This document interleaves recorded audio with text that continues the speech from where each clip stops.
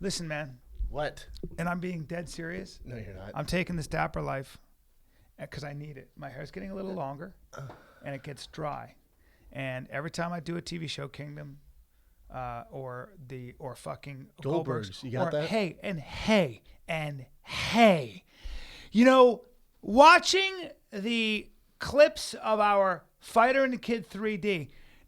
Hey, you think you could have looked at my hair? You think you could have said, "Hey, Bri, maybe wet it up a little bit"? It always looks terrible. dry as shit. It always looks super dry. You're the guy who's about details. How about throw a little I'm something only for the details kid? on things you can fix. Hey, bro, I could have used the Dapper Life and put it in my hair. This stuff works. Hey, look at me. Are you saying Dapper Life's not going to make a difference in my head? It's not for you. This is supposed to be a commercial for Dapper Life, and he's literally saying some people it won't work for. There are not many people that have a product that they'll say. I like to be honest, even with Brian Callen, Dapper Life doesn't work. No, your hair is getting longer. Here's what I like about it: it's water soluble and it doesn't smell weird. So that way I can put it in my hair and if you it'll go wash box, out. The problem with a lot of this stuff is it clogs my pores and I well, break there's out. chemicals too. So when you sweat, like when you go Yeah. box, the sweat will run into your eyes. Yeah. And then that stings. But not with this stuff because it's water soluble. I'll go do some hot yoga with that bad boy. Really? It's great in Venice, my man. Listen to me. So, this is not even a commercial because I grabbed it before we're gonna read it. I go, I need to take this, and you go, For sure, no, you're not going to. I go, yeah, I'm gonna talk about it now. Yeah. Anyways, So dapperlife.com, DAPPERLYFE.com, promo code Fighter, 10% off. And if you're wondering why my hair starts looking so much better, due to the pomade. Dapper Life. Boom. Hey, what's up, buddy? well, we got a big show with our boy Aubrey Marcus. Yeah, I don't care right now about that. What I do care about is the other issue I'm having. Your shoes are booties. Chukka? No, they're not booties. They're called chukkas. I hate them. They have gold. They're gold tasseled. Get advice from you on You got fashion. gold tassels. Get advice from Anybody you on wears fashion. It's chukkas like getting gonna go- career advice from Lindsay Lohan. That's what it's like. I don't give a fuck. That's what when you talk to me about fashion, it's like fucking Kimbo Slice talking about jiu-jitsu. Anybody who watches, anybody who wears gold It's like Charlie tassels, Sheen tell me about to be careful with prostitutes. gold tassels. That's what it's like. Gold tassels. I take them off. It's like I want to kick him. I started kicking his shoes. You take them off. This is like Donald Trump telling me how to be subtle. I don't care. You have no fashion sense. Yes, I do. Excuse me. Are you going to take the SATs? You have a hoodie on right now with Converse. You take hey, you're 50. These are fries. 50. They're not Converse. They're 50. fries. You told me to buy them. You're 50. You told me I'm 49. You want to do this? You take those off. If you want to do this. I don't like your gold tassels. They're booties. Hey, I think they Ryan suck. at Greats. Brian's hating on the Great shoes, Look, my man. I like Thank Greats. you for sending him free shoes. He's going two- bad on you. I own two Greats. Those things, get them off. If you're a rapper, wear them. Oh, so you're saying these are black shoes? No, I'm just saying if you're a rapper and you're like a musician and flashy and you got a lot of tats and like dreads, or you got dreads. braids. So it's a black thing. No. Oh, so it's a race There thing. are white it's a race guys thing. that have that. Oh, so you want to go down this road? It's No. a race thing now, Brian. Speaking if of you have race, dreads speaking and of you're race, flashy. Speaking of race, we all have judgments, right? And I used to have a bit of a judgment. Like you showed me a picture of Lil Wayne. I didn't know his music, so I would say, I don't know, Lil Wayne looks like he does a lot of drugs and he's just Which all would be hype. correct. Yeah, I'd say, but I would have said, yeah, if you said, hey, Brian, you got to listen to Lil Wayne, he's got something to say, or if you said to me, would you like to have a conversation with Lil Wayne? I would have said, beforehand, I don't have anything in common with that guy. No, what is he? He'd probably be high and he's some gangster. That's all correct, though. Guess what, though? I listened to his interviews with Katie Couric and some other people. It is funny how even me, and I don't consider myself somebody who judges a book by its cover. Everyone does. We all do. That dude is smart. And I know I'm saying things everybody else knows. No. Listen to me. He's not just smart. He's kind of brilliant. You realize he's been one of the biggest rappers in the world. Well, he's a for about superstar. 10 years. He's a superstar. Hey, and his career's basically over. He's doing one more album or something.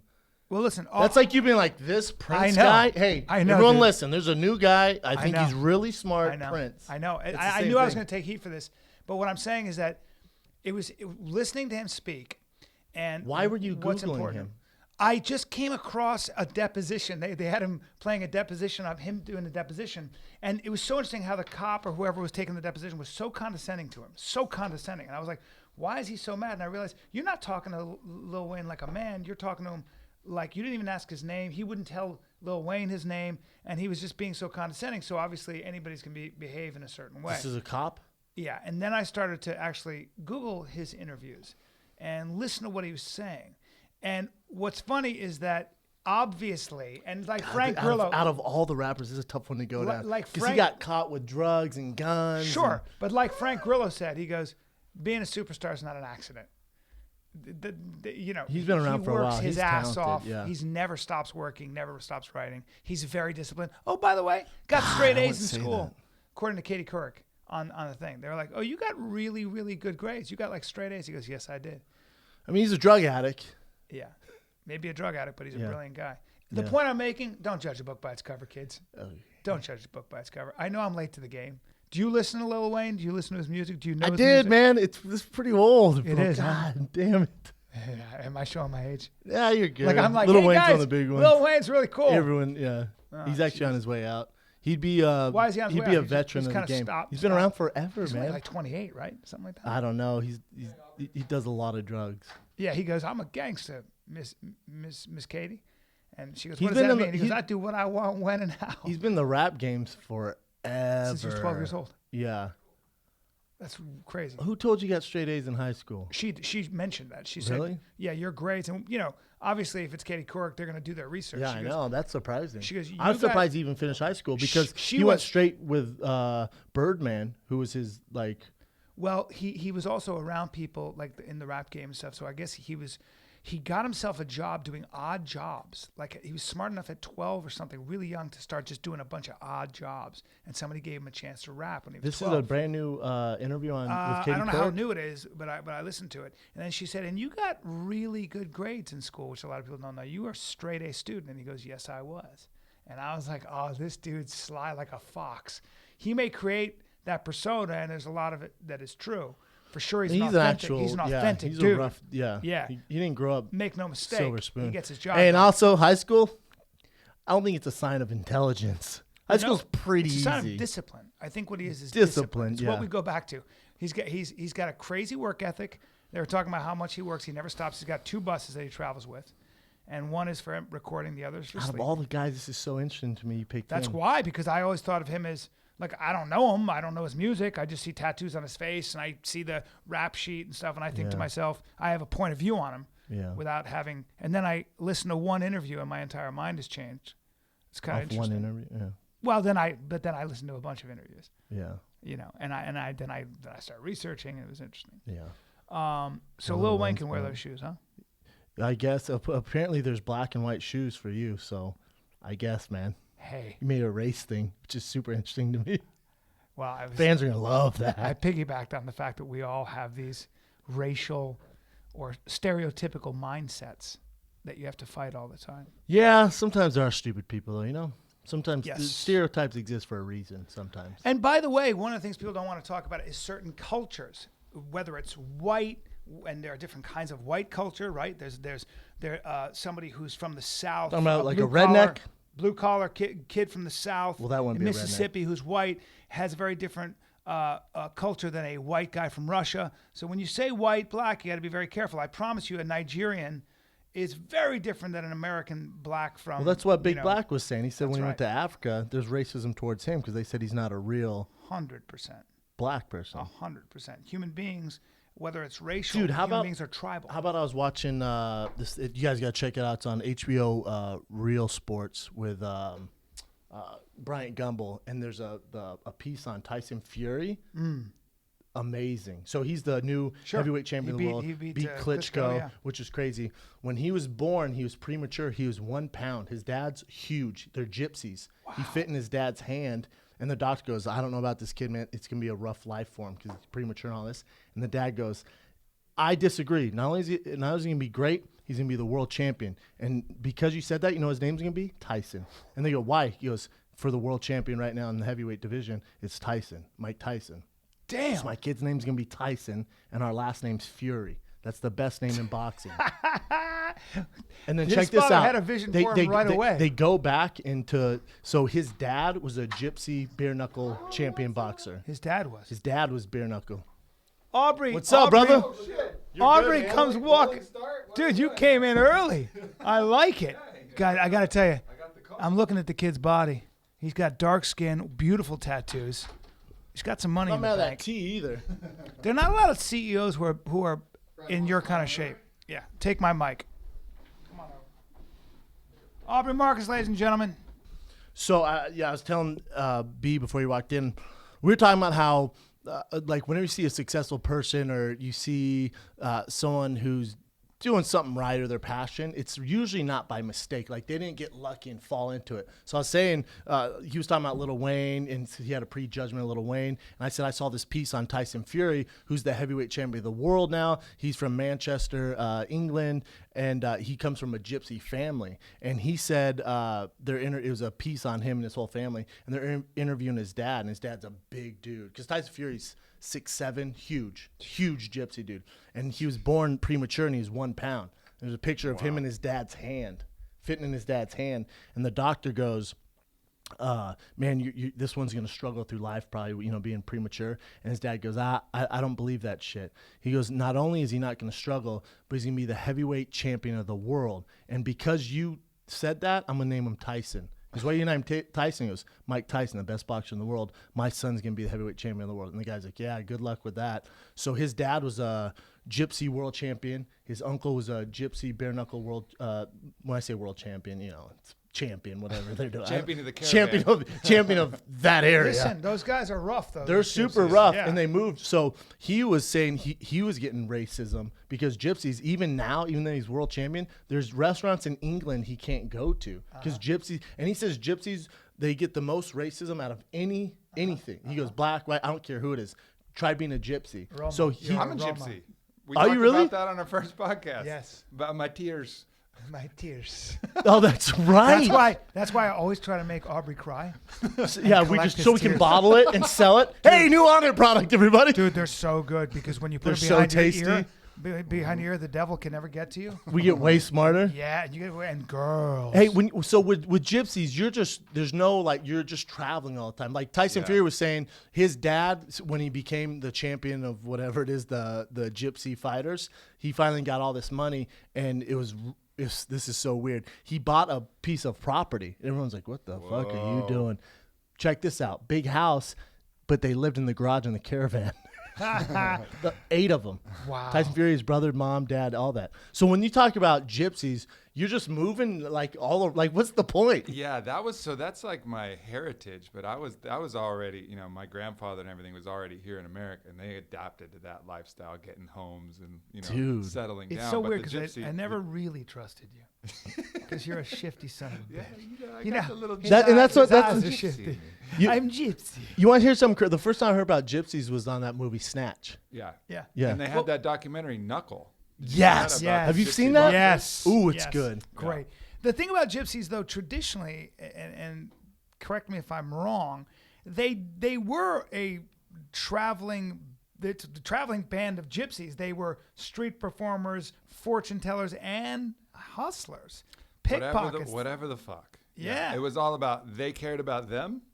Fuck everyone. Yes. That was generally the MO. It's them versus everyone else. Yeah, whatever. I've not done a lot of research on gypsies, but certainly in Europe and including the United States, they were always looked at with a great deal of suspicion because any group of people, any nomadic tribe that happens to be stopping by for just a little bit and doesn't have a vested interest or roots in the community, there isn't a whole lot of incentive to play by the rules necessarily. Because they can just bounce. They can bounce. It's like, and they don't pay taxes. I'm assuming they don't live by our rules. No, they leave with your wallet. The gypsies are shifty. In fact, where's my wallet?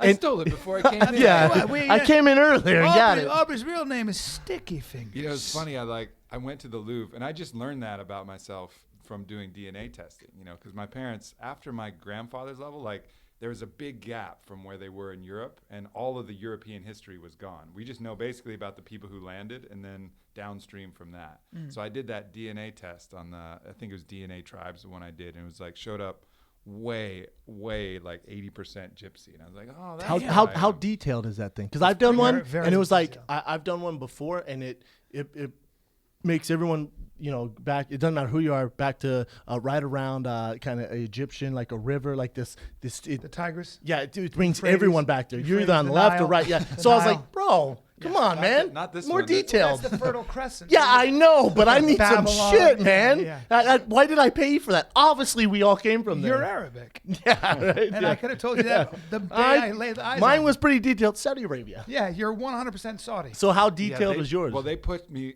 like in northern Portugal. That's where they said that my Makes sense. tribe of gypsies was from northern Portugal. And then Where that so I was mocha cruising skin. through the Louvre, and I go to this painting, and it's this painting of gypsies. And I swear it could have been my entire family. Like for the first time ever, I was like, oh, I look like these people. Like I have an answer that's real. Like these are my people. They're just by the fire fucking I love dancing that. and like drinking and just fucking hanging out. That's really interesting. Yeah, it was cool. Yeah. You see them in Europe. You would always see them. They were always myths about the gypsy. They come from the Carpathian Mountains and areas that are, just those wedged in areas. Like, where are they from? They're from the Rocky Crags. It's Originally, they come from fascinating, the man. Tartar To me, it's steppes. fascinating, Yeah. and I think there's something about them that you should be drawn to because they're so like they're together. You know what I'm saying? Yeah. Like they're It's different. it's an but insular it's, group that you can't break Yeah, they're into. different, but you got to appreciate what Yeah. how they stick together. Yes. And there's nothing cooler than being a badass gypsy. I mean, Tyson Fury is a 6'7" badass gypsy. That's pretty cool. Dude, so his dad was in prison for, this is crazy, for 6 years. He they say whenever there's a fight or whenever there's an issue, they fight like men. It's, it has nothing to do with anyone. There's no law involved. They fight. Yep. His dad fought this other dude and gorged his eye out and ripped his eye out.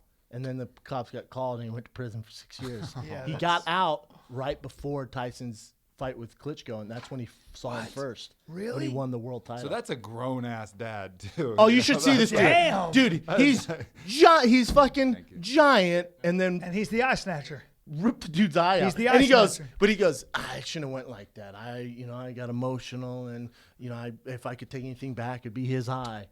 Dead serious. I'm like, what the fuck? Sir, Who sir, ripped someone's sir, eye out? You couldn't pay me enough for my eyeball. It's just an eye. Yeah, that's what he said. He's like, if there's one thing I regret, it was ripping his eye out. I took his eye That was out. it. I felt really bad about Yeah, it. that was his apology. I'm sorry. Did they talk like that? Like He's they're got from, two of them. Yeah, But they're that's why from- we have two. They're from Manchester, so they talk like that. Yeah. Yeah, that's right. I love took them, his man. eye out. Yeah. I felt bad about it. But Well, that's No, more. that's more Irish. That's That's more Conor Scottish, McGregor. more Scottish. Yeah. But from Manchester, they talk a bit like that, No, that's not it, bro. I mean, you're a missing little it. bit like that. You're more like Wayne I'm McCullough from right now. Manchester. I'm Nope. from Manchester. Nope. Manchester. You I got gotta a little listen Scottish- to you it, got a and then little I'll Scottish. I'll play it for you, and you'll get it right away. Yeah. And then his uncle, again, they're hustlers. He goes to prison for, I think, 11 years because he got into the mafia world, and he was one of the head crime bosses out there. Jesus. Yeah. And so he got busted for 11 years. He gets That's out a of tough prison. family. He gets out of prison. I guess Tyson Fury has always been a fighter, and he's going down the wrong road. And his uncle, who's in prison for 11 years as a crime boss, goes, "Hey, man, you're going down the wrong road. Let me train you." And he started training him. Now he's a world champion. Wow. And his uncle never trained anyone, has no training experience, anything. Damn. How crazy is this? That's amazing. It's a great story, man. I gotta see And they're this. talking to Tyson Fury, and he goes, it's not about fame. It's not about money. I don't care about any of that. He goes, I just love to fight, man. He goes, I would do it for free. He goes, for me, I love getting hit in the Opposite face. of Brendan Schaub. Yeah, he goes, yeah, exactly. When I'm watching, I was like, yeah, there they are. He goes, when I get punched in the face and I taste blood, he goes, that's what I live for. I was like, oh wow, we're completely We're different. so different. Oh man, That's a different animal. That's why you're world champion. I tell dick jokes now. Serious question to everybody in this room, including Evan. I give you think about it. Think about it. I give you $1 billion. Can I have your eyeball? Yes. Yes? Yeah, for sure. You're on your way to making $1 billion. And Yeah. an eye patch I mean, is a character If I had builder. $1 billion now, I could definitely make more after that. Yeah. Yeah, and I'm counting on technology catching up to the point where in the next 20 years, I pop in a new eyeball and I'm good to go anyway. Like a Damn. retina robot If anything, I thing. can invest part of that $1 billion into making that technology come to So fruition. $1 billion gives you one an eyeball. You'll give your eyeball. I up. think One it's of them? Yeah. it's selfish not to take that $1 billion. 'Cause you 'Cause could use it you to could make the do world some a better good place. shit with that. That's- It's like one eyeball for like 1 million people that I could That's influence the answer. positively. I'm gonna say no. By By of the my way, eyes. I wish I could be heroic enough to say. I wish I was more like Aubrey with that great answer. And the whole time I'm like, fuck. My initial answer was fuck no. Here's the answer you want to give. This is the answer Brian Callen wants to give. What? $1 billion? Yeah, I'll be the first guy to run an orphanage with an eye patch. Okay. Now, But the what a real man Brian says. Callen? The real Brian Callen goes, I like my sunsets. I like seeing the whole sky. And so the answer is absolutely not. I mean, if you're trying to take my dick, though, That's a big different issue. story. whoa, That's that's a different tough. story. That's real commitment to the Can't world. take my there. dick. Yeah. No. But That's you real bring up a question. You would have to really. I mean, if I came to you and said, Aubrey, Brennan, give me your eye, and you get to open a school for underprivileged children or an orphanage or whatever, you would have to think about it. You'd Do you feel really need $1 selfish billion keeping to do that though? Well, it'd go a long way, maybe, to if you did it the right way, right, into making some people's lives better, giving them opportunity. I tell you who does that and doesn't have $1 million. Tim Tebow Foundation. Yep. You should see all the stuff they Once do. again, he's a better person than I am. Not to mention better looking. They don't have $1 taller, billion though. Yeah, I don't think you need $1 billion. Am I doing his charity? We need to talk about that. Okay. Probably talk about it off air. But I'll give you want my to. pinky. Well, sir, It's just straight Yakuza stuff. for $1 billion. Take it. Hey guys, look what I got for $1 billion. It's a fucking dried up pinky. Someone's like, I'll give you 75 for that. You get stinky looks in Japan all the time. 100%. Be like, That's a bad look. I see. Yakuza. Yakuza. Oh, look over here. Hey, Yakuza. Aubrey, you've been out here, man, for a while, right? Like a Yep. month Yep. in Malibu. Just and because you're writing a book, right? Can we Writing, talk about yeah, this? Are for you sure. cool with that? Yeah. So you came out here, to get away out of kind of the comfort zone and Well, isolate I yourself? got 85 employees that on it now, and all the whole friend and family network, let alone Whitney and the dog and all that. And it's a really brutal environment to write, because writing is like going down and like spelunking in a cave, like going to a deep cave dive. And as soon as anybody interrupts you, you got to climb that rope all the way back to the surface and be feel like, oh, do I want a coffee right now? No, thanks. And then Back down. 30-minute climb back down to the bottom of the cave, you know? So getting somewhere where I can just completely isolate and get food for the day in one trip and then just write. I mean, I'm writing full immersion 12, 14 hours a day, which is Damn. brutal. It's like the resistance that you encounter when you're doing that is insane. Like you're constantly bargaining with yourself, and you just have to say, no, I'm going to Keep do going. this. Just keep going. Just Most keep doing books are usually, from my experience, an argument for an idea, or an argument for how someone sees the world, or an argument for how someone sees the world should be. What would you say your book is about? Well, my book's called Go For Your Win. And really, for me, it's about people identifying what their unique mission and like best case scenario is, flat out, like the best case scenario, not what society says you should do, not what all the other ideas about what is the best case scenario, 2 kids and a picket fence, all of that. Throw all that shit out. What's your best case scenario? And then training to get there, because you're going to have the skills to actually achieve that, or at least be on the path to achieve it. And then when you're on the path, you're going to encounter tons of resistance. Like I was talking about, even with writing, the resistance that comes from within, all of these fears and worries and doubts and all of these things, and then how to deal with the resistance that's going to come. So it's kind of 3 parts.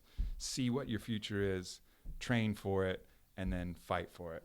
The reason I appreciate what you're doing is we have some buddies, obviously not the books Callen reads, or I'm sure you read, but I have some friends, or if you see celebrities out there, especially have a lot of money, they have a story and they have someone else write it for them. Yeah. I'm not trying to see that, man. I don't give a fuck. If someone else is writing your story, what are you doing? Yeah. Don't come out with the book. So that's the first thing I asked you. I was like, hey, man, are you writing? You're like, yeah, of course. I was like, yeah, man, okay, good. Yeah, for sure. I think that's important, at least for me. Like, some people can author a book without ever having written a word, which is man. a little bit weird. It's crazy. I like How are the you going to have idea- someone else tell your doesn't story? have the spirit in it. I like the idea of correct training. My buddy Abdul sent me this video of a 50-year-old guy who's the best free thrower in the world. Now, it Free sounds throw weird. shooter? Yeah, he's the best. He's got all these plaques, and he's 50. And he decided one day, I think he was like 45, he goes, I want to be the best in the world at something. And he said, I'm going to be the best free thrower in the world. And he does crazy things. And what he did was Like he make read... free throws? He can shoot.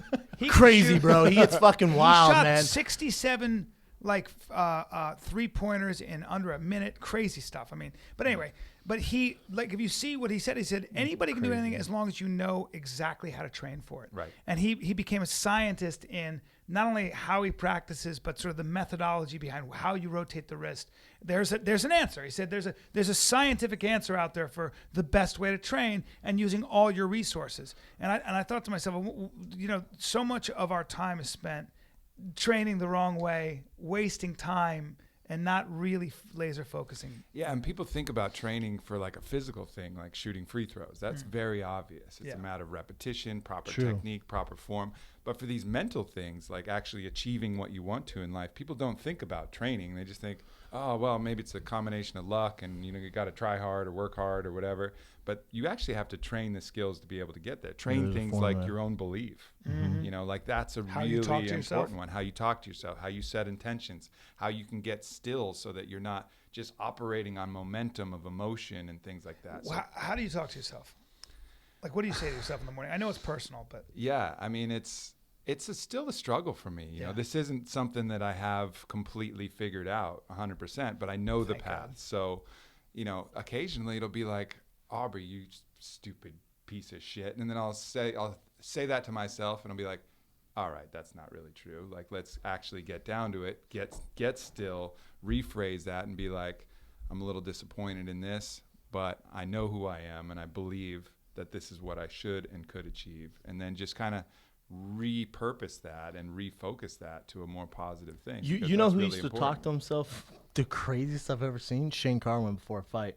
He'd be in the back going, come on, you fucking pussy, you fucking bitch. And I'm like, hey, man, is there a way more you can get a little more positive? Is there any way you can get more positive? So that works for some people. It gets them like riled up, I guess. Tito Ortiz, I listened to an interview. He said he used to be jogging and go, come on, you bitch, you pussy. And then finally I realized that's probably not a very nice way to treat myself. Right. Dude, I told you I was playing basketball with Vinny Testaverde, who's, Heisman winner, phenomenal career in the NFL. We were playing basketball at his house, and he missed a shot and went, fuck you, Vinny. Fuck you. Wow. Fuck you. I was like, oh, no. Wow. He's dead serious. Really successful And then he people. hooped me up. Yeah. Wow. Well, so when, I think about you, and I think about your life in Austin, I think about this company that seems to keep growing. I think you had the biggest year ever this year. So, you're you're on your way to being a very wealthy man. You probably kind of already are. You're healthy, good looking, athletic, all that bullshit, beautiful girl. Big dick.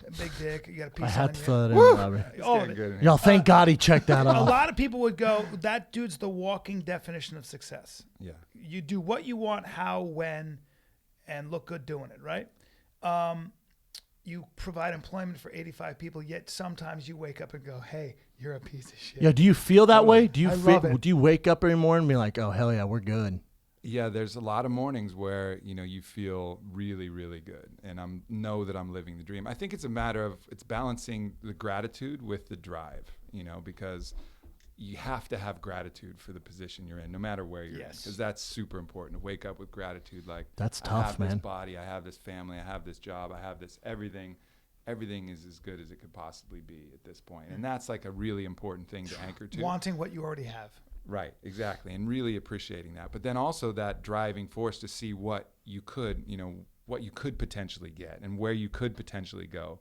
And then managing that inner judge. That inner judge is a motherfucker. Mm-hmm. That's like one of the hardest things that we're always dealing with. And, when you have a lot of talent, a lot of skills, a lot of advantage, the judge knows that too.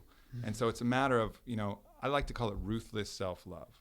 So it's not like a coddling, because you have to love yourself. If you don't, if you hate yourself, if you're angry at yourself, it's going to totally collapse the foundation upon which you're built. Mm-hmm. But ruthless self-love is loving yourself so much that you know what you're capable of and you will accept no less. Like, I love myself so much that I will accept no less from myself. But what if you don't love yourself?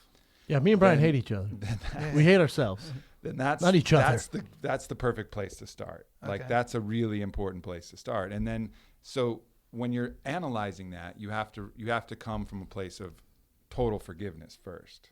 Mm-hmm. Like, in order to love yourself, you have to completely forgive yourself. Mm-hmm. Realize that, whatever has happened in the past, just take that leap of faith and totally forgive that. I think Heraclitus had a quote that no man steps in the same river twice, because it's not the same river and he's not the same man. Mm. Anything that you've done prior, Doesn't is in the matter. past. You're not your Doesn't past, matter. right? You're not your past. You've learned from your mistakes. It turns into a therapy session for me and Brian. Yeah, exactly. Aubrey's like, listen, after talking to you guys, I think you should break up. We're both crying. I think you should go your separate ways. You both have a lot of work to Last do. episode of Fighter and the Kid, because Right the now. gypsy, and then the gypsy takes it over. Hey, it's Aubrey Marcus for Fighter and the Kid. Sorry. Tim and Tyson Fury. Yeah, exactly. They start The their whole own gypsy fighter podcast. and the Kid, fighter and the Onnit. It's good, man. I'm excited about reading the book. So right now, your biggest issue, one of your biggest issues, not even if it's an issue, but when companies get successful, it's trying to always improve, right? Yeah, it's figuring out where the risks are, that premeditation of what could take you out, but not obsessing over it, and then figuring out where you could go and then setting your intent to get there. Which is that Onnit.com. combination of Like imagination, what's belief. for you guys? What's the vision? Because obviously the nootropics, all that stuff, Nootropics. the And nootropics. the merchandise, all that stuff. You're killing it. So what's the vision though? Like where do you see 5 years from now? Say. Yeah. I mean, I think Onnit really has a couple different purposes. One is to show how you can run a company that treats people correctly from the inside and on the customer side. I mean, one of the things I'm most proud of is how happy our employees are. Because That's exactly what we said when we visited. Mostly in these companies, people are miserable because everybody's just driving and they're dealing with their own shit from the top down, and it's all about numbers and money and all of this crap, and everybody's miserable there. And that's not the kind of force that I want to put out. And I think it's completely unnecessary and even antagonistic to success. So running the company that way is super important. And then how you treat customers is also super important. I think there's this really kind of vampiristic model that people have, even with like the way people handle return policies. You get this rebate or this return, but they know that it's such a fucking hassle to return something. They never do that it. nobody does. So Yep. even playing that game is a little bit parasitic on people. So that's why we have that, you can just return. If you don't like it, just call us up. You don't have to return shit. Just let us know. We'll give you your money back. Like treating people truly fairly is another model that I want to bring out. And then as far as like what the actual products are doing, I think. Yeah, where do you go from here? Yeah, I mean, I think continuing with the clinical research to show like what these natural substances can do to affect human performance, affect the body, and affect health in general. I mean, I think that's a really important message. I just watched this documentary, which I highly recommend, called Prescription Thugs by Chris Bell, the guy who made Bigger, Stronger, Faster. Ooh. I know Chris Bell. Yeah, so he made this documentary and just really elucidates what the pharmaceutical industry is all about. And Vicious. it's Another good pretty- book on that is Bad Pharma, if you like that stuff. Yeah. Like Ben Goldacre. And does the Dr. same. David Healy has one, Pharmageddon. It's really, really interesting. And I don't want to go too deep down that rabbit hole necessarily, but I know there are a lot of ways that from between fitness, nutrition, intelligent supplementation, proper mindset, all of these things combined can be a huge, huge asset. So you don't have to go looking for a pill to solve every issue. Yeah. It's this kind of holistic approach that we really want to put out there. Like, this is how you take care of your body. Which and is it's a different, combination of yeah. everything. Which separates you guys from all these other. Yeah, exactly. Well, that's what you remember what you said to us when we called you up and said, well, how do you want us to talk about your company? When you became, do you remember what you said? It's interesting. I probably said just talk about whatever you want to talk about. You said just be honest. Yeah. Yeah, you didn't say anything else. You just go, just be honest. Talk about the things you like about, like what do you use and what do you like? Well, Yeah. when Brian and That I was a great endorsement. I was like, there it Well, is. when we went to the Onnit Academy in Austin, Texas, that what we said when we got back, I was like, dude, all the employees are so happy. Well, they also had nice asses. And I'm talking about the men, too. Even the dudes. I had some beautiful The bodies twins, everywhere. the twins were a couple 1-2 burly boys, and then everyone else was real cute. That's right. That's right. And But everyone was so happy, and it was like Willy Wonka's chocolate factory. Like everyone was happy as fuck. one guy who you had there, he had his shirt off, and he's a stripper, and he was working out, and all of us were like this. Me, Evan, and Brendan were like, fucking asshole. Look at that guy. Oh, take your shirt off. Meanwhile, like 5 minutes in, I go, he's got a beautiful body though. I mean, he sure Brendan goes, I don't think I'd wear a shirt either. I was like, I agree. He was bodied up, We were son. so bodied up. We were like, he's all right in our book. I said, do your thing, homeboy. Do your thing, Do your homeboy. thing. That's you. They walk by. Good Do your looking thing. dude. Yeah. Really good Yeah. looking dude. I would be there. I'd be at the Honor Academy. It's a little constantly. heaven out there, really. I mean, all of those happy people doing something they love. Like, it's I couldn't. When you go there, it's it's pretty special. It's special for me to be there. You know, So- I'm going there. I'll be there tomorrow, and I haven't been there for a while. And How excited are you to get in over there? the moon. I'm super stoked. So when you're gone for this long, who's making sure everything's running smoothly? Like you have a second command, or what are we talking we about have here? like a team of chiefs, we call them, and so that's like 7 different people in charge of different departments, and so collaboratively they can, you know, kind of make decisions. It's marketing, technical, sales, customer service. All of the heads kind of get together, COO, operations, and they all kind of steer the ship while I'm gone, which is real. You know, they're really fucking good at what they do, and They would have to be. we're finally in a position where they're, you know, they can handle a lot of these things. So I get to go out and be, you know, that person that's kind of pushing the growth and going out and talking about things and creating things and coming up with ideas and kind of setting the internal tone, and then they can execute all the orders. So it's a pretty cool system that we got going now. How hard is it for you guys to find good employees? Is it a struggle? Man. Because so many people want to work at the chocolate factory. You know what I'm Yeah. saying? Like you're going to have a lot of applicants with nice booties who want to work there.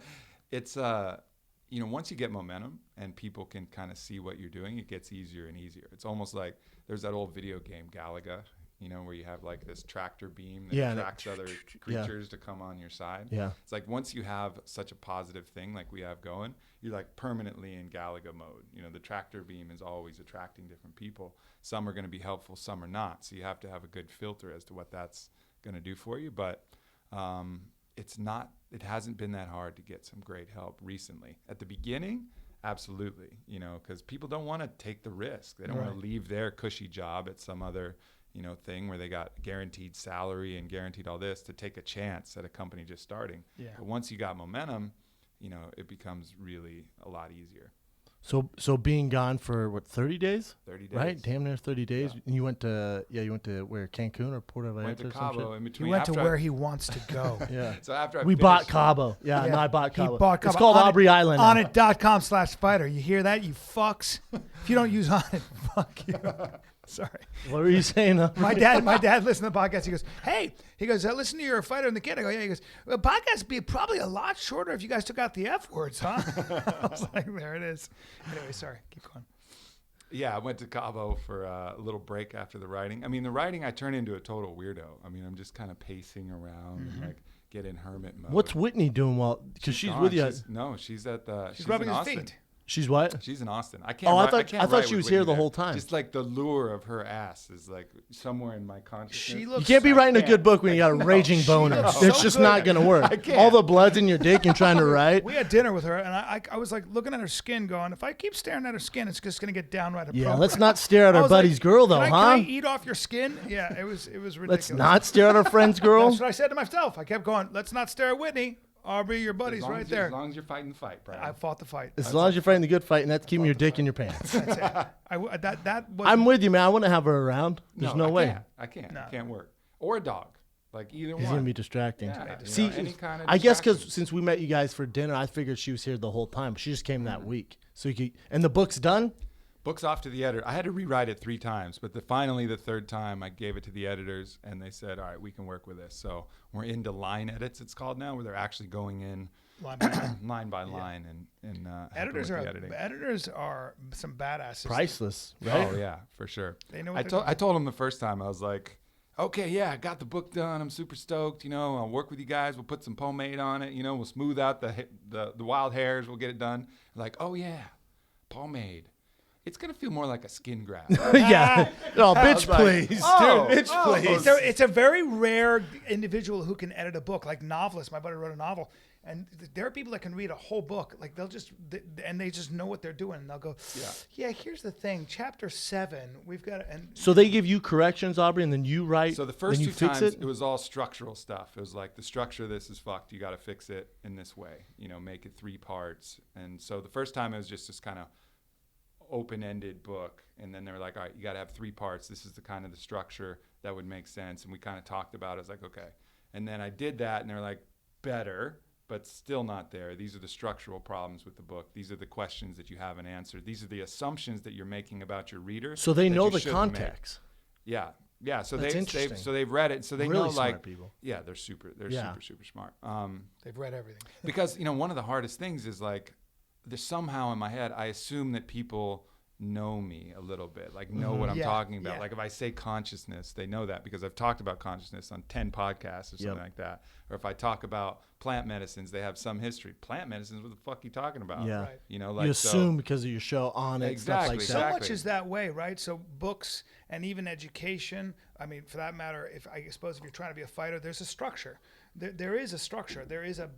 You've got to build a base, and then you build on that, or you have to build. There's a scaffolding blueprint for everything. Yeah. But I think if you follow that, you can get in a little trouble too. Like with us writing these Fire the Kid 3Ds, we assume that people know certain stuff about us in the Yes. show, and we'll show it to Fox, and they're like, well, yeah, to you guys that's funny, but we're trying to market this to Exactly. everybody. Yes, exactly. And Yeah. that's where But it's even so valuable. even within our thing, there's a beginning, a middle, and an end, and we always have to come back to the drawing board and go, how is this logically making sense? Oh, from a for story sure. Yeah, standpoint? there's structure. What were you gonna say though, Aubrey?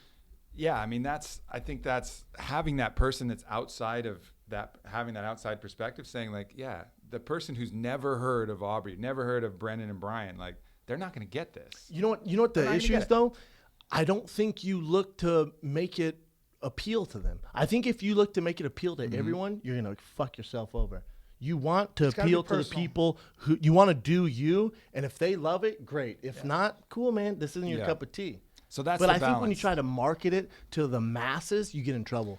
Really, a lot of times, all it takes is one extra paragraph explaining this assumption. You know, True. Like a little boom. like this is what I mean when I say consciousness. This is what I mean when I say plant medicine. This is what I mean when I say choose faith over fear. You know, like a little bit more explanation. That makes sense. So that someone can come in cold or Yeah. Making little it bit of knowledge. personal though too is an emotional bridge. I think Sure. that most of us need.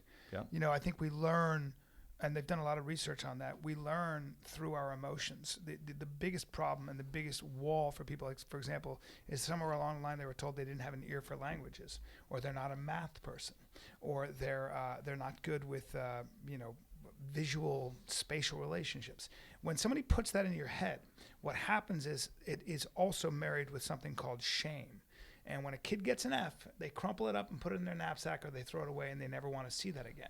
And the biggest obstacle to overcoming trying to learn is getting out of your own way and opening up. You got to celebrate those Fs, is what you're telling me. You got to. Like my kid gets F, I'm like, fuck, son. And you've got to not make assumptions about what you are, who you are. Maybe it does start with that sort of forgiving yourself first and kind of starting as a blank slate. Unless you're getting all Fs, then it's time to figure some shit. Not easy. Then you're a loser. They've done studies where they've had teachers come in and they've told the teacher, like, you're going into the gifted and talented class, you know, and they go in and like, all right, great, gifted and talented class. Well, really, it's actually the opposite. Yeah. It's the class of people who've been really struggling. And that teacher, with that mindset that those kids are gifted and talented, will actually manifest that reality. Damn. And those kids will dramatically improve in their scores just from the teacher's belief. That's right. Belief is, one of the things I talk about in the book. It's one of the most important and overlooked things universally.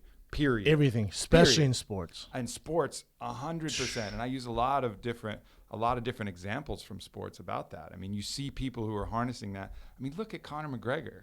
That's like Never a seen anything like perfect it. example of how to use belief as a pure offensive weapon. But it also you can scale it out to our foreign policy, the way we see the world, the idea that the way to change people is by bombing them or by building walls or whatever.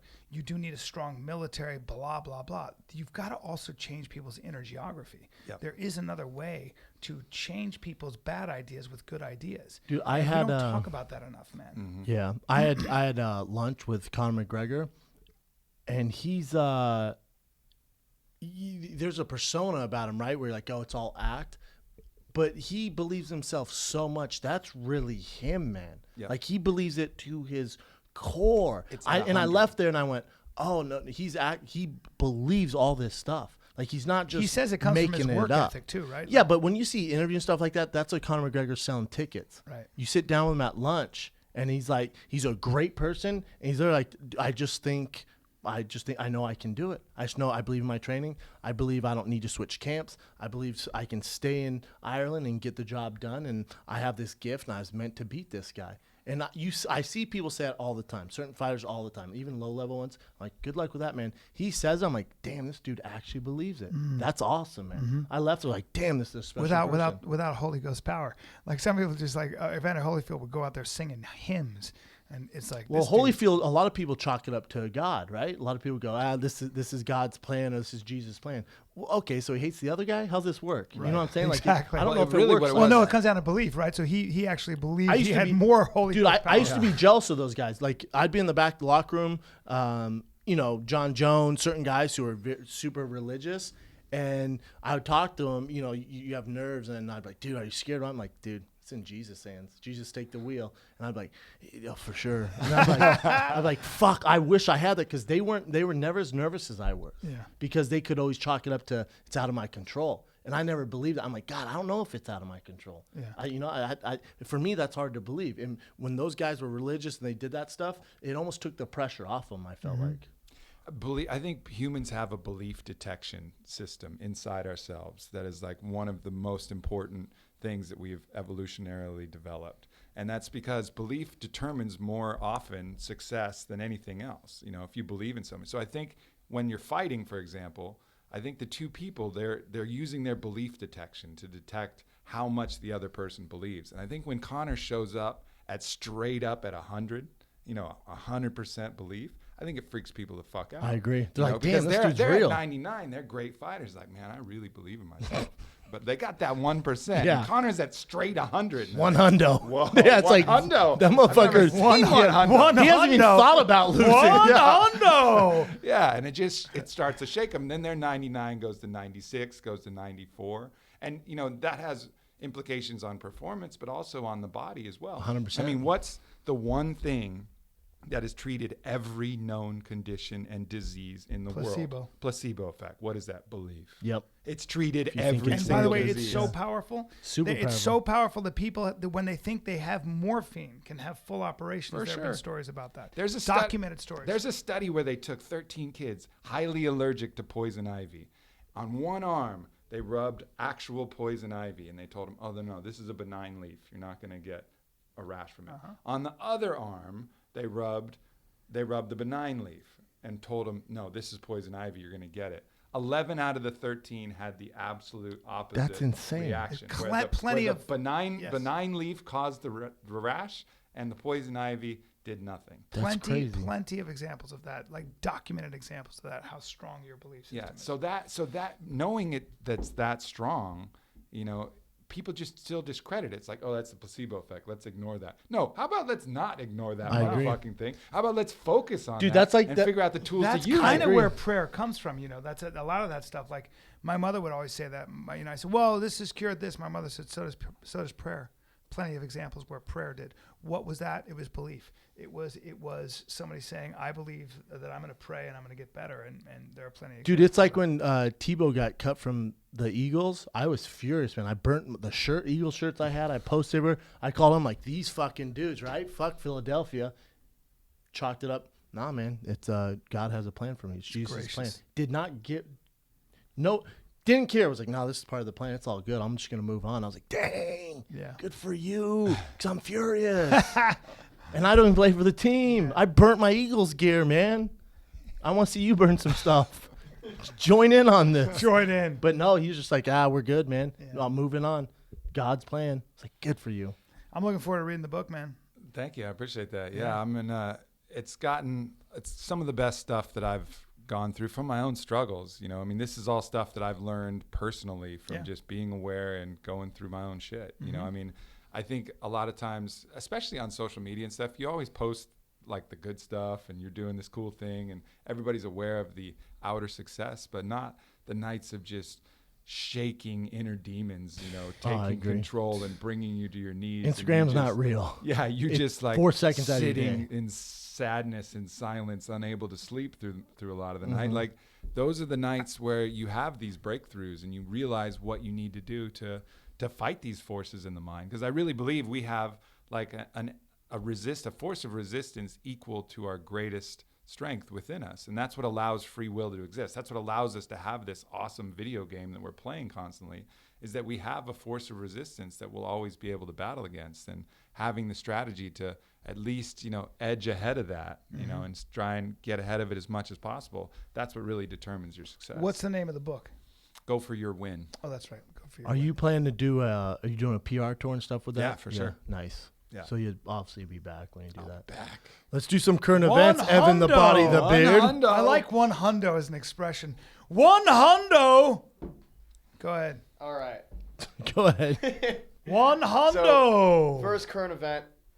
Me and Brendan were talking about this a little bit yesterday. The feud between Kanye West and Wiz Khalifa that got completely out of hand and completely. I think only you and me are going to be in on hilarious. this, Ev. But Maybe. fill them in. Fill them in. Yeah, I was Very gonna say, possible. yeah. So, Go ahead. Yeah. Brendan knows Damn the those relationship guys. dynamic a little bit better than I do. So, do you want to explain it a little Yes. bit? So, okay. Khalifa, Aubrey. for these guys. Duh. So, Wiz Khalifa was dating Kanye West's ex. And I just couldn't have. Sorry to interrupt. I couldn't have an argument with a guy named Wiz. Wiz. That's not what I'm saying. But keep going. yeah, very talented, multimillionaire. I'm sure Again, he don't is. judge a book by its You're cover. right, We just buddy. went over this. You're right, He's Bobby. way You're more right. successful than us. Bobby, you're right. Way I more, not apologize. even close. So he had a child with Kanye's ex, and Kanye released. He has a new album coming out, and he DM'd Kanye through Twitter. They're friends for sure. Just text him, but I guess he DM'd him through Twitter. And goes, his album's called Waves, and he goes, bro, you stole that name from blah blah blah, and Kanye said DM him back, just went off on Twitter. Like, I'm the original OG, blah blah. I'm the guy who made skinny jeans fashionable, the shit you always wear. So he's going off on him. This is where you guys are gonna find it interesting. Then his ex-girl Amber Rose, who date both of them, gets on there and she goes, "Oh, I'm sorry, Kanye. You're just mad that I'm not around anymore to play with your asshole." Hashtag booty finger loving bitch. Hashtag fingers in the Whoa. booty And it- ass bitch. You know, I saw And it shut the entire combo down. Damn. Whoa. I saw that tweet. I saw it. Oh, it was like one of the biggest tweets Oh, ever. shit. It went Finger- viral. finger- Because like my brother texted me, goes, "Hey," because I love Kanye. He texted me, goes, "Hey, Kanye's going off right now on Twitter." I'm like, "Oh, that's cool. It's whatever." And then just this fucking Hiroshima atomic, boom, fingers in the ass, Shit booty stopped. loving Shit bitch. stopped. Done. Canceled the whole thing. Good job, Amber Rose. Hey, boys, check this out. Gigs. We call that grenading. Hey, that's a grenade. Hey, let's not tell everyone that Kanye likes his asshole played with. I know. Someone check Kim's fingernails. Yeah, right? yeah. Someone posted a picture of... For some of- Kanye DNA. Someone posted a picture of Kim and Kanye's daughter, and Kim's fingers are around her mouth, and she's yelling. It was, when your mom's fingers smell like shit. That's not right. That ain't right. It says when mom's Leave the fingers kids smell out like of it. shit. Leave the kids out of it. What's fucked up is I'm gonna look for that. I'm gonna look that picture up. I'll show and it I don't to you. approve. I'll show you I after don't this. approve. Everybody's gonna start kissing Kim's hands just to smell. Just all. Dude, some dudes like their asshole played with. Like this guy right here, ladies and You do? gentlemen. I mean, I have. It's not like I'm like That get little out of balloon my knot? butt. I just don't want. The problem is if you're gonna. You Try don't to want stick knuckle your finger, deep. you're gonna- yeah, I'm tight up there. I'm just not. Aubrey, you say no play zone? No, not for me. I mean, I'm into some freaky shit, but that's just not one of them. Yeah. Have you had anyone just go to town? I've had someone lick it, Yeah, Yeah. me too. and it's not like it's kind of like ticklish and weird. Yeah. And it's a little bit attractive because it's just dirty. Yeah. Yeah, just it's like so "Man, dirty. you're a dirty bitch. Dude. I like that, but I don't know if I like what you're actually doing. Dude, I had Man, a who else girl. have you done this with? And I it's agree. Like, lots of hey, issues. like, is this your thing? And Like, like, are you always going And straight by for the way, the asshole? answer is probably 100%. Yeah, because I'm not the first guy. Yeah. I've had a girl with like she must have just got her nails done, but had like those Jersey Shore Yep. nails into the asshole. So I was have like, "Oh So my! have What I. are you doing?" Yeah. Yeah. Hey, Freddy Krueger. Micro tears. Micro tears. 100%. That's what I scream. Micro tears. Micro tears. And you're gonna have shit all over your fingernails. That's right. Because they're so Boom, long. boom. They're so long. There's no way you're not touching shit. Oh man. And this got weird. What else you got, Ev? Next one. Jose Aldo issued an ultimatum to the UFC. And he basically said, the absolute 100% only fight I will accept is another title shot. The only exception to that is if you give me Conor. I'll fight Conor anytime, anywhere, any place. No title. With the title, don't give a shit. I want to fuck that guy up. Here- Otherwise, I'm not fighting. That will be the last time you ever see Here's me. the If you try caveat give to me that. something else. Well, he goes. The UFC told him he would get a title shot after the fight.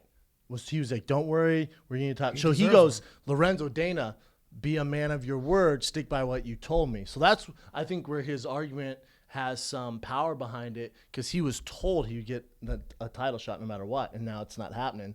And when you're a guy of his stature, I love it, man. Hey, you can't. That's like Aubrey, Brian, and I owning a fucking league, and they're just being like, what do you guys want to do today? wouldn't want to be like, hey, man, we're a fucking big company. We can't play this like the good old boys club, man. There has to be some structure. Champion for how many years? Come on. Didn't lose in 10 years. Come on, man. Out of respect, give the guy. You don't let him get murked that quickly in front of all those people and not give him another shot. That's crazy. It doesn't have to be Conor, because I get Conor's going to 55 unless he wants to go to 55. I get that.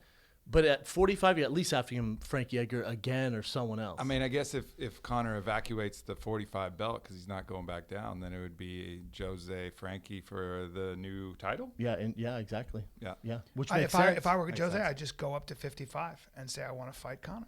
And he gets starched again. Yeah, he gets starched. The problem That'd is, be like, even worse for Conor's like Jose's Really? no way he's ever gonna get close to Hundo after getting starched. I agree. Like that's the fucking problem. Like Conor's got that on Especially him. now, even Especially worse. now. It's like, If they thought before was bad, it's not a matter of the skills anymore. It's a matter of like the mental state. You of think that guy. 55 because Conor's bigger? Conor's a 55. I don't know if you saw the picture of me. Yeah. He's a big dude, Yes, man. he Like is. 55 is not an issue. By the for way, him. I looked at him with you guys. His head is bigger than yours, and his Oh, yeah. shoulders are very broad. He's I always told you this. He's a big dude, Thick, man. yeah, he's a So thick guy. 55 with him and Jose is a terrible idea for Jose. But as long as he gets the fight, if that's what he wants, nonetheless, all right. Let's say Conor's out of this equation. You got to give him a title shot. You have to. yeah. Same way TJ deserves a title shot. But with TJ, I think from a business standpoint, you can do TJ Uriah because the story's so good, and let Dominic rest because that story's amazing. TJ Uriah, that's ridiculous. And guess who joined TJ's camp? Benavidez and their boy Lance Palmer. Now they moved from alpha male to Muscle Farm Gym with Leister Bowling. Yeah, that's a weird storyline, and I don't think that one goes very well. It's a good one though. Very well for Uriah, but it's a good business move for sure. And TJ came out and was like, "Come on, give Uriah a title shot." Obviously doesn't deserve it. Yeah. So now there's a little bit of bad blood. Hey, UFC, I'm no marketing whiz.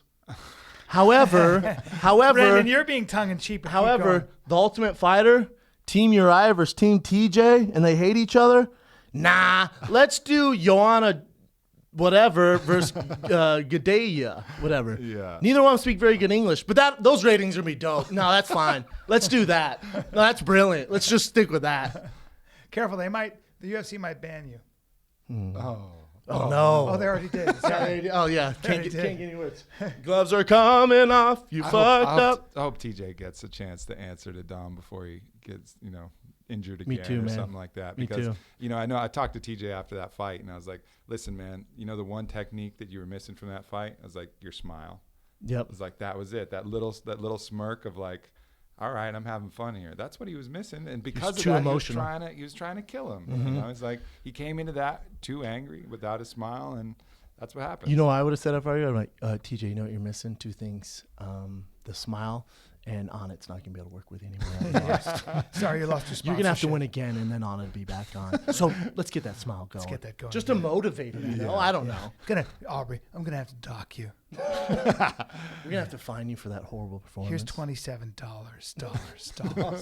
What else you got, F? All right, so Chael Sonnen has been officially announced as heading the broadcast booth to reality TV. He is joining the cast of Celebrity Apprentice. Ah! And since obviously Our Donald boy. Trump's a little bit busy right now, the big boss man in this season is Arnold Schwarzenegger.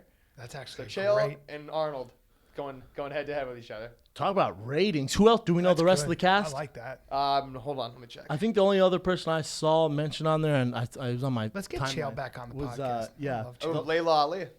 And it looks like Snooki from Okay. Jersey Shore. Not a lot of big celebrities. Okay, that's all right. That's all right. Chael's going to destroy everyone there. Chael Mentally, is- he is a beast. Yes, he is. We got Vince Neil from Motley Crue in there too. Really Okay, good well, cast. okay. I'm fucking rooting for Chael. I'm gonna be like, go Chael! I love Chael, man. That's Yeah. brilliant. Hey Chael, come He, on the podcast. he deserves it, man. Come to LA. Dude, this cast is actually getting even weirder. It's so we got Eric Dickerson, NFL Hall of Famer. Yeah. Boy George. Oh, wow. That's not Dude, bad. this is brilliant. I like this Boy would be George. awesome. Yeah. All those characters. Ricky Williams.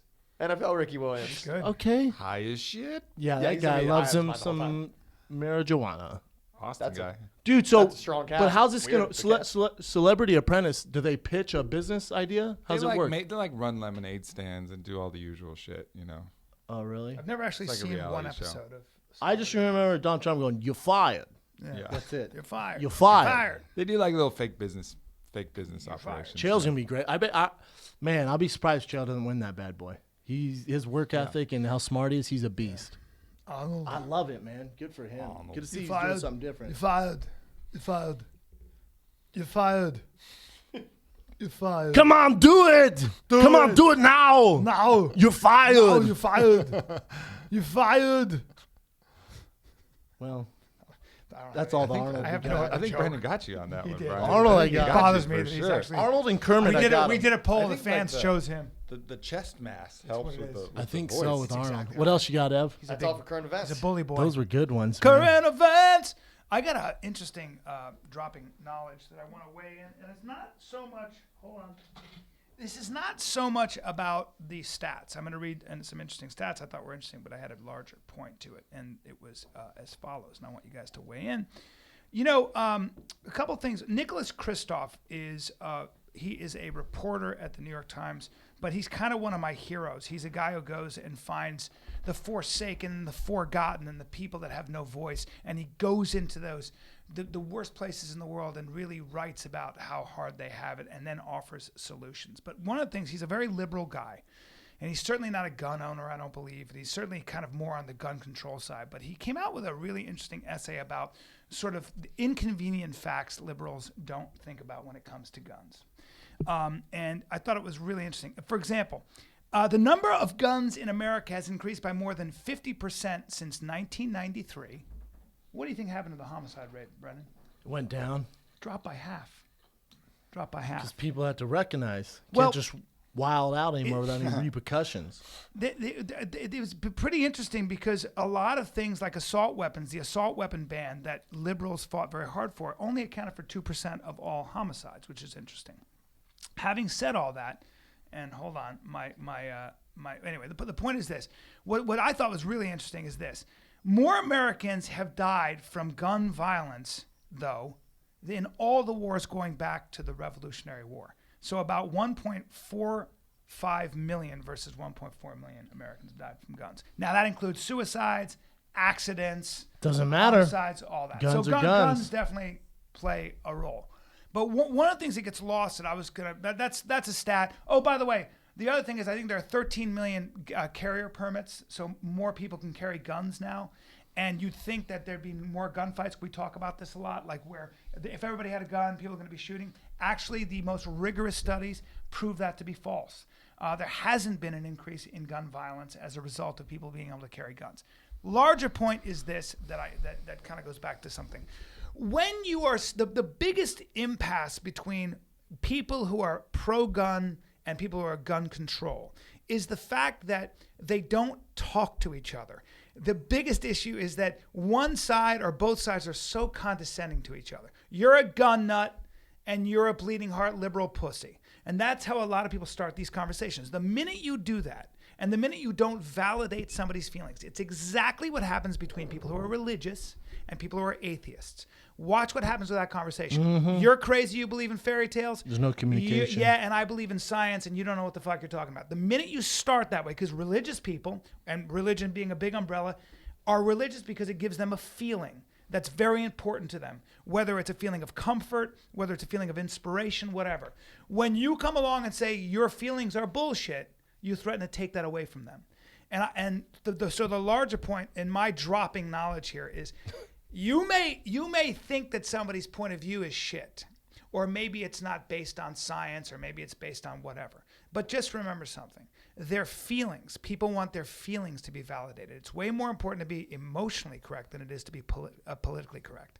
Well, it's wrapped up in people's identity. That's the thing. They think of themselves like owning a gun is part of their identity. It's part of this larger thing. And I think that's something that's become a problem. Being a liberal is part of someone's identity. Yeah. It's not just like, yeah, I'm a person in this cool body on this cool place, and that's enough. Yeah. It's like, I am this thing, which It's a gives piece me a of 'em. certain value and gives me a certain worth. It's the attachment to that. That's the real problem. And when you attack someone's identity, you know, they're going to defend What do you that think's to going to the Well, end. my There's friends, no way you can have open line of communication. my friend's father turned 70 and he started carrying a gun. And his wife said, "You're being ridiculous. You're a gun nut. What is this? This is so stupid." And my friend's, his son said, "Mom, he's 70. He's been a man his whole life. And now he's realizing, because he's growing a little infirm, that there are 16, 17-year-olds who can beat his ass. A gun makes him feel powerful Where does he again." live? Now, that's his feeling. That's how he feels. You got to start from that feeling. If you start calling him a gun nut or he's a dummy, he's going to be like, "Well, you don't You really get understand defensive. what I'm really going Yeah, through." man, you're gonna hurt his. Yeah, it's an insecurity, really. Yeah, so pay attention to what the feeling is there. That's so Are important. you a gun owner, Aubrey? I am. Yeah. As am I. Especially in Texas. We got lots I of feel like guns. I need to get one. Yeah, I think one of the things, especially in this gun control issue, that again, watching this documentary elucidated is, you know, Dr. David Healy, the psychiatrist, is talking about the proven correlation between feelings of homicidal and suicidal intent with a lot of antidepressant drugs, particularly SSRI. Like, that's a known side effect, and 100%. particularly if you're prescribing it, you know, prescribing it to the wrong person. You know, that's going to exacerbate that. And I think there's been a strong correlation between these mass shootings and people who are on these different drugs. They had some lady on there who was, talking about her daughter who was just normal going to college, got on these medications, committed suicide, you know, and these crazy things happen. Someone dies from pharmaceutical overdose every 19 minutes. It's the worst drug. There's nothing worse. I just watched a thing on it. It's funny we're talking about this. Last night I was watching it, and they're talking about marijuana in the NFL. And so many guys are turning towards marijuana because they go, "Well, I go to the team doctor. They just give me these painkillers. They make me feel like shit. They make me depressed. Now I get sad. Then it affects my performance. So I self-medicate with marijuana." And that's illegal in the NFL. I mean, you're gonna miss games, you're suspended, lose money. But I can take these antidepressants, I can take these painkillers, and they're gonna give them to me. And then they had guys on there saying, "I was addicted to them, man. I lost everything. But if I had a choice where I could do marijuana or an alternate perform, you know, something that would not make me so depressed and make me realize what was going on, I'd be way better." But it's just the way it goes, man. That's the state of the NFL right now, and it's terrible. Well, It's again, terrible. it goes back to opening your mind. You know, kind of, I do it all the time. We have these preconceived notions. We have these judgments immediately. Drugs are bad, or whatever it might be, or, you know, if you smoke a lot of weed. I have a judgment on marijuana. I talk about it all the time. We all do, but it depends on the person. It depends on, you know, again, it just goes back to kind of there's a marijuana culture where it was like these losers, right? They were very lazy. They'd smoke it. They'd ditch school, and it was like they have Venice foot. You know, they didn't fit in with society. So there's this weird like grunge culture with marijuana, and then just marketing wise, they've done a great job with it. You look at like what Snoop Dogg came out with. It's called Leaves, and it's very clean, classy, and I think just the culture of marijuana is changing. Listen, 3 years ago, there was no bigger. I was so against marijuana, it was even funny because I had buddies who did it. I just couldn't get down with motivation it. killer and all I that. thought it was motivational killer. I thought it was for losers. I thought it was for people who, you know, didn't want to be present, stuff like that. And then I had a buddy in the NFL started talking to me about it. And then I saw a study on how it helps concussions, brain trauma, pain. And I was like, what? It's not the just hell? that. And then you read up on it and you're like, damn. And then obviously Joe Rogan and I are very close. Joe starts telling me about the benefits. And about the most motivated person I've ever met in my life, Yeah. too. Well, I agree. and then I see people who do smoke weed, I'm like, oh man, again, you have these preconceived notions because from high school and college, the guys who did it never got their shit together. Yeah. But that's a very small selective group. I was in Vancouver and I just did this. There was a kid who said, "I want to be a writer." And I said, and I knew he smoked weed. And I said, and I was with another dude and I said, who's an actor. And I said, you know, just don't smoke weed. I think it's going to kill your creativity at this age. Maybe I'm right. But the person I was with said, well, I know I can give you 3 big writers and named them, big time screenwriters said that write their first drafts high all the time. Now they come back sober, but their first drafts are written high because it gets rid of their inhibitions and it actually helps their creativity. I know. And I had a judgment on that. I would have said bullshit. You and I Guess both what? did. He gave me 3 fucking names. You and I both did. Heavy hitters. So, you know. Yeah. Oh, no, I'll say this right.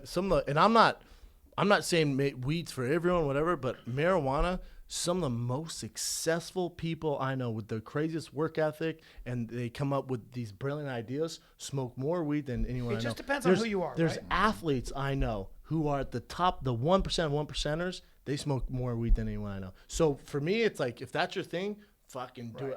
It doesn't work for me, but it works for some people for sure. It just depends. Yeah, I mean, I think for me, I'm gonna eat a lot of weed and edit my book one final time before I put it out, because writing is so slow for me. I've tried to write on it. It's good for poetry actually, but for like actually writing a book where I'm trying to draw references, not so good for me. But as far as editing, like really seeing like, am I being a douchebag here? Yeah. Like that's like that, having that accurate mirror. I mean, it's really, really powerful for that, especially when I eat it, you know. So I'm gonna eat some and then read it and just realize if I'm coming off like a dick.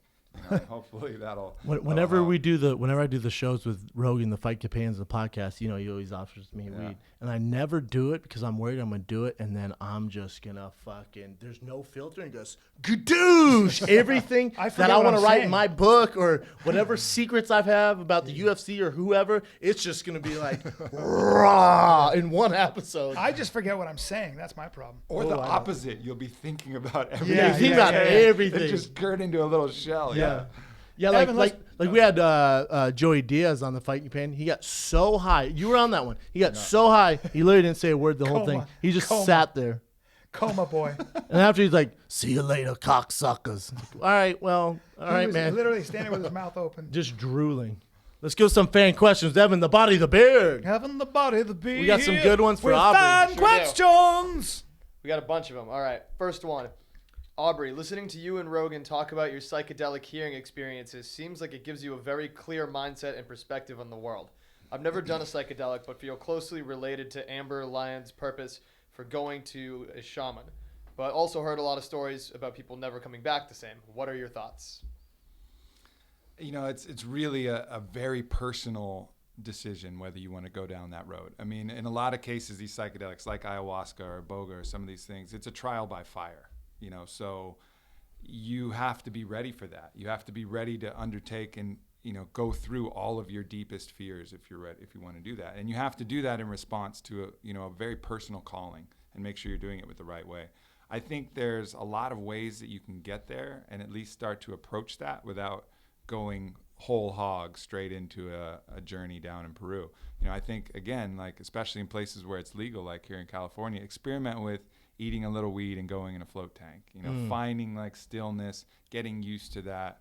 And then, you know, if you're still called to that methodology, it's been an invaluable tool in my life. Has anyone ever done it and had such a negative effect where they should be scared? If you're in the right set and setting with the right person, generally, and you're responding to your own personal calling, generally, you're going to have a pretty good response, you know, but there are some cases where you shouldn't be doing that. And that's if, you know, you're pretty unstable already, pretty shaky if you're doing it for the wrong reasons. I mean, it's going to push your deepest fears right in front of your face. And you have to be ready for that. And if you back off from that, and if you say, oh no, I'm not willing to go there, I'm not willing to surrender to those fears, you're going to carry an even greater degree of fear with you after you're done. So it's a challenge, you know. I mean, it's like, is the sword ready for the fire, you know, and the hammer, you know, if it's fragile already and the fire and the hammer is just going to cause it to break, and you're going to have to start back from square one and melt it down and go again. Don't step into the octagon until you're ready. So it's, you know, it's definitely challenging, but metaphor. Fucking metaphor. I sum it up with I button it. It's called a button metaphor. Go ahead. That's good advice, by the way. Yeah, it really is. Any book suggestions for young people, especially the ones that you wish you had read sooner? Oh man, I have a ton of book suggestions. Maybe give them two, because I know when I listen, like when Rogan suggests books or Brian, they list off a bunch of them, and people leave like, well, what's just read the Talent Code and the Genius. I know it's for Aubrey, but read the Talent Code and the Genius Inside All of Us, I think it's called. Those are two good books that kind of will help you give you a methodology and examples of how you can really accelerate your learning curve. What do you got, Aubrey? I would say, I think an essential book for everybody to read is this book called The Mastery of Love by Don Miguel Ruiz, who wrote the book The Four Agreements, which is a super popular book. Four Agreements, really widespread. But I think his masterwork was that book, The Mastery of Love, because What's it about? think It's about self-love and relationship love. And I think that's two things that are a really foundational piece that I think your happiness is entirely dependent upon that piece. You know, if you're looking externally for all your love and your expectations are to get it externally rather than fostering it internally, you're setting yourself up for a lifetime of unhappiness, whether you're successful or not successful. So I think as far as I'm concerned, that's like the foundational piece. Say it again. What's it called? I'm going to write that It's called down. The Mastery of Love. Mastery of Love. By Don Miguel Ruiz. And I actually spent some time with Don Miguel Ruiz, and that is one of the happiest human beings I've ever met. Like you talk about what it would be like to like meet the Buddha, you know, like someone who's like gone through all of the demons and come out the other side. And it's just every sunset that dude sees, he just looks at it like, wow, Really? this is beautiful. How old is he? He's got like 3 girlfriends and he loves them all. He's like, my only agreement is to love them generously and receive their love graciously. This guy's awesome. He's Well, like, This guy's he's just called, like, he's called a pimp. hey, He's like, we're gonna need to meet just- this guy. I'd lose my house, but I appreciate him. yeah, I mean, Don he's Miguel. Send me his number. Of course, his name is Don Miguel Ruiz. Don Miguel Ruiz. Yeah, This Don guy's Miguel. awesome. yeah. Don he's- Miguel he's teaches the- about love. He's the fucking man. So I would say start there. I mean, I'll just give that one. I also have a bunch of book recommendations on aubreymarcus.com, my blog, and I go give reviews. And there's a ton of cool books. But if you're looking for one book, get that book. Sort Boom. that out. Self-love. That's gonna help a lot of people. Yeah, Yeah. So many people when we have them on here, when they list off a number of things, it's tough to keep up with. I'm the same way. When Rogan lists off a bunch of stuff, I'm like, well, I forget them. Yeah. One good one. Nice, Aubrey. What else you got? All right, this one's for you, Brendan. How do you feel about BJ coming out of retirement and training with at Greg Jackson's? You know, they've had their, bad history in the past, but as long as he's doing it right, you know what I'm saying? Like, I don't want to see Magic Johnson play basketball right now. I want to imagine Magic Johnson or Michael Jordan as the greatest ever play, and by them coming back, that's gonna fuck everything up. So if he's gonna come back, I hope it's greatness. And I don't know what the plan is. Is he just? And he says 145, right? No, I thought it was lightweight. I think it's 145. Look it up. Yeah, I'm pretty sure it's I heard 145. it was 145. Yeah, so if his plan is to do one big one, because don't come back and fight a guy like Nick Lentz. Come back and fight another legend or fight another top guy. But don't come back and make it this kind of sideshow. I love BJ Penn. He's one of my favorite fighters of all time. How old is BJ now? I don't know, man. He's one of the greats. But it doesn't matter. He has so much history. You know what I'm saying? When he lost, he lost. His ship sailed. It doesn't matter how old Fought he all is. comers. Yeah. So for me, it's just if you're gonna do it, let's go full throttle. That's like when people ask me if I'm gonna fight again or if am I gonna do a big jiu-jitsu competition. I don't have the time for it to train, so I wouldn't do myself a disservice because people aren't gonna remember you for that last time. You know, Yeah. it's like, oh shit, look what happened to him. Yep. Like you don't want to see Larry Bird playing basketball right now in them short ass shorts for a reason. Yeah, so he's planning on featherweight. So you're right. It's 145, and he is 37 years old. Not young. Let it go, my friend. Yeah, man. That's my advice. Maybe Let that shit go. I The agree. People are too savage now. The game's different. It's fucking. The game's I mean, completely maybe different. find another old school guy and then do that. But then again, it So then when you're doing, like- relegates it to that sideshow. I thing, agree. Like fucking Frank Shamrock still. Ken Shamrock. Ken fighting Shamrock, Hoist Gracie. Like, all right. We have Hoist Gracie know. coming on the show, by the way. Yes, we do. But it's it's that. I want to remember Hoist Gracie, UFC 1, wrecking dudes. I don't want to see an old Hoist Gracie. I don't want to see an old Ken Shamrock. I don't want to see that, man. It's the right to fight, but these sideshows and hey, BJ Penn might as well fight fucking CM Punk. I mean, with these shows, it's like, what are we doing? Yeah. With that. It'll sell though. Yeah. All right, this one is for Aubrey. When are we going to see some Onnit Alpha Dick pills? Asking for a friend. Oh shit. Asking for a friend. Get some of that Alpha Dick. Alpha Dick is I'll invest in that because that's money. You Alpha the dick. problem Ruin is- the company. So funny, man. The problem is, I've talked a little shit about pharmaceuticals, but Viagra is Works. the best dick pill ever. Yeah. Really? Like, Yes. Yes. Like, I've never you're messed not with gonna- that you're stuff. like, Cialis and just Viagra. stop fucking around with herbs. Just go get that pill. The side effects are fucking super manageable. Like, I'm not gonna fucking. It's like saying, yeah, take this thing, it'll do good. No, just fucking. It's not as good as Cialis or get Viagra, right? Yeah, It's hard to like, You compete. just can't fucking compete with that. But thing. obviously both you older gentlemen have taken it. Have you? Does it give you a boner for 24 hours? Like I don't need that. Like in the I sixth told you I grade. took it once and it gave me a headache, and I didn't really notice. But my dick's always hard. It's hard right now, so I I'm don't know. uncomfortable. So- Aubrey, And like if you're going into like a serious party, that's the only time that I'll ever indulge in one of those things. Cocaine. You're gonna. It's not my drug, but if you're going into if you're drinking heavy, and you're worried about a little whiskey dick it's gonna help? action, Viagra, Cialis I've taken once before, and it gave me like serious heartburn for 3 days, headache, nightmare. don't want that. Nightmare, not worth it. No boner is worth that. No. But then if you take if you've been out drinking all night, it's late, you got some lady, then taking He said a half ladies. of Viagra. But the thing is, are you walking around that party with a full-fledged boner? No, having you still got beer to pong and shit? get fired up. Yeah, I mean, really? But if you're someone's dancing with you, and you're Oh, that thing's grinding, on. Oh yeah, you're 0 to ready 100. go. 0 to 100. Hundo. You're at a hundo. You at a You got one hundo. hundo. You're not at 99 anymore. By the way- You're at a By the way, hundo. You let them know what one hundo feels like. Aubrey's- pushing up against their sacred. Brian might be at 99. I'm at a hundo on this bill. I'm at one hundo. You feel that thing climbing up your vertebrae? I'm at one That's hundo. me at one hundo. That might be the new thing with girls. Yeah, I'm at a hundo. Yeah, What I'm the at fuck one- is that? I am I'm at- rock hard. Well, let's make a T-shirt. I'm at one hundo. Just And a me T-shirt and says Aubrey like one this. hundo. Yeah. One hundo. Please make that T-shirt. One By the hundo. way, and that's Aubrey's, and we're stealing it from you, but we'll do a collab.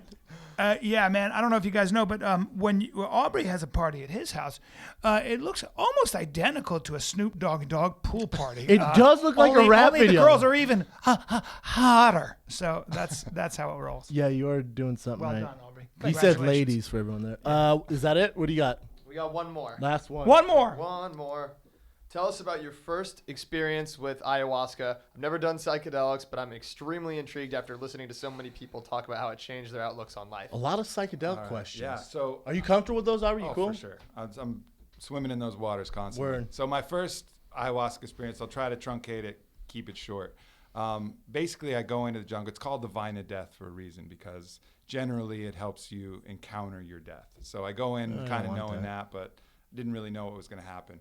Immediately, that starts to happen. I have visions of these spiders, and they're crawling in my eyes, and they're laying eggs, and they're bursting out of my skull. There's Okay. so many bugs bursting Very out of my relaxing. skull. It's a relaxing so drug. I'm Keep envisioning going. that. And then there's snakes that are coming in, and they're eating through my insides, Oh, and starting fantastic. to eat my organs out from the Oh, inside out. And I'm sounds envisioning amazing. that, and I'm still kind of cool with that. I'm Sure, like, all right. I would be too. And then it's like I was still cool with that. So then I envisioned myself sliding down this vine of thorns, and the thorns are all pointing upwards, and I'm butt ass naked. Oh, And it's just fantastic. taking all of my genitals and skin and flesh all the way up from the inside, just ripping it to shreds, right?